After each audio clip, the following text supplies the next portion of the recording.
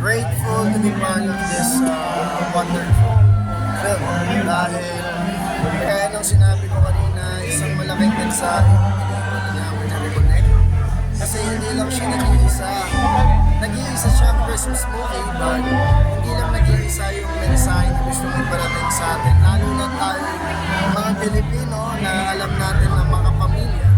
So I think best time to spend itong panoorin ng Christmas ngayon kasama. Kamu siyang katrabaho yung buong cast to kasi powerhouse kasi. Actually, sabi rin ni Sir Gerald hindi naman talaga kami magkaka-eksena.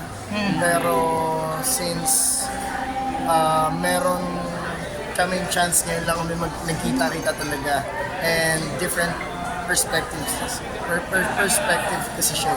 Hindi kami magkakasama sa isang pelikula. Nagulat kami kanina, sabi mo, no? You can live without, kaya mo tumagal ng walang internet, walang Yes, kaya naman talaga. For me lang naman. Hindi ko naman sinasabi in general.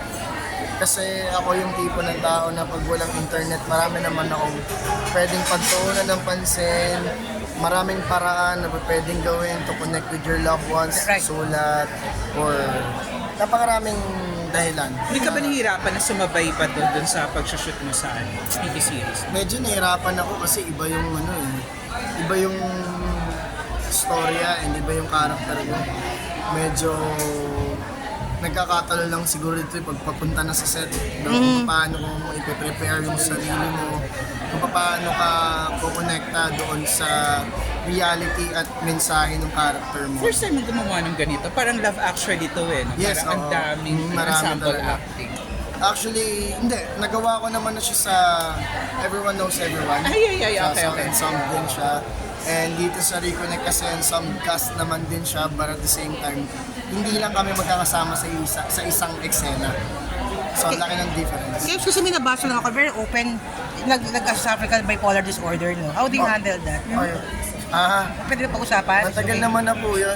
Pero okay na ba ngayon? If you want to talk about it, medyo mabigat. Pero I think mababasa niyo naman siya sa ilang articles and internet and interviews.